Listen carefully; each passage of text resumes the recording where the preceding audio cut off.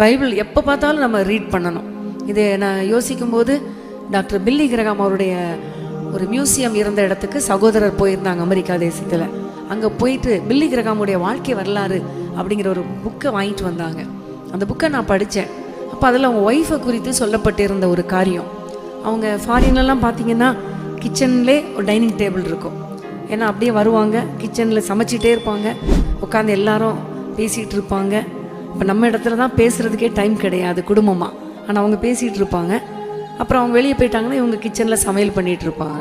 அப்போ அந்த டைனிங் டேபிளில் எப்போவுமே திறந்த நிலையில் வேத புத்தகத்தை வைத்திருப்பாங்க பில்லி கிரகாம் அவருடைய மனைவி.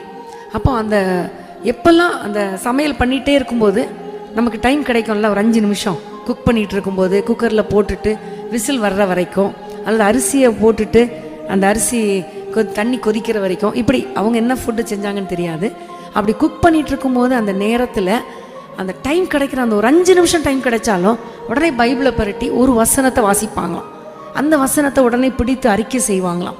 அந்த வசனத்தை மனசில் ஆக்கி கொண்டு அதை கன்ஃபர்ஸ் பண்ணி திரும்ப போய் குக் பண்ண ஆரம்பிப்பாங்களாம். இது எனக்கு ரொம்ப தொட்டது.